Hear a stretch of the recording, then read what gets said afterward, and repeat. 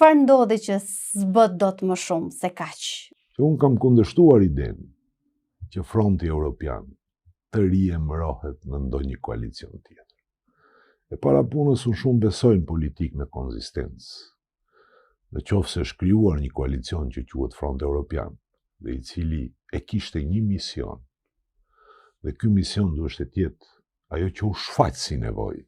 E para ishte mbrojtja e të drejtës së votës të qytetarëve shqiptar, të zhvlerësuar në maksimum nga ana e kryeministrit të tanishëm Kristian Mickovski, i cili akoma po votuar shqiptarët. Një javë ditë përpara zgjedhjeve të 2024, zgjedhjeve parlamentare, shkoi në selinë e Vlenit dhe u takua me Arben Taravarin dhe tha, ky do të jetë partneri im i koalicionit. Apo? Kjo të ngjan, Vleni do jetë në qeveri. Apo? Kjo të ngjan me koalicion parazgjedhor. Unë s'kam se si e cilësoj ndryshe, zgjedhjet akoma nuk ishin mbajtur. Ndryshe, mesazhi që jepet ishte po njëjti shëmtum.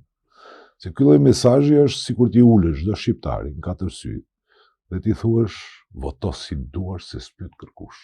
Pra një kompromis para prak. Unë e kam vendos se kë do marrë në qeveri.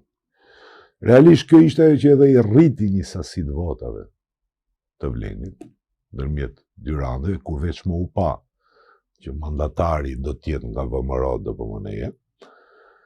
Apo, dhe në këtë drejtim, unë mendoj që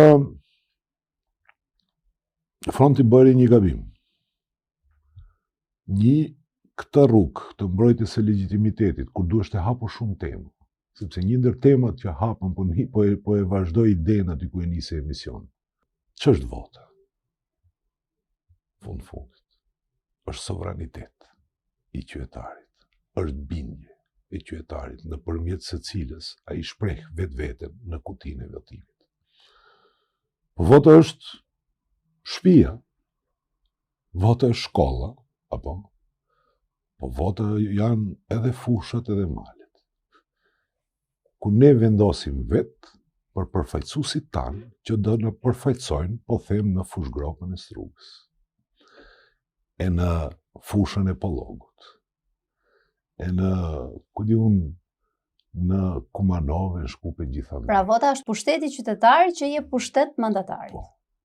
Po figurativisht e përkthyer është edhe territorin që mbulon ti me votën tënde. Apo, e me që maqedonasit e kanë zgjedh territorin, këto e kam thënë edhe në fushatën, se ku e shprehin sovranitetin e tyre, atëherë duhet na tregojnë ne me që s'po respektojnë legitimitetin ton. Nga ana tjetër gojen e kanë plot me thirrje për të ruajtur karakteri unitar i shtetit, apo? Dhe ti e merr Tetovën dhe e respekton vetëm votat e maqedonëve dhe nuk i llogarit shqiptarët, apo? Ti duhet të tregosh zgjidhje. Ku është territori në të cilin unë duhet ta shpreh këtë dalzotësi ose këtë sovranitet që unë e kam si shqiptar këtu. Tendencat ishin që ne të vazhdojmë dhe Fronti Evropian të mbrojtë legitimitet, e kemi për borxh edhe me protesta qytetare të shqiptarëve në Maqedoni, dhe pastaj ose të rregullohet kjo e drejta sovrane jona se ku duhet ta shprehim në cilin territor, e në qoftë se nuk rregullohet kjo me përfaqësim në ekzekutiv, atëherë duhet gjetë forma tjera se si duhet rregulluar kjo.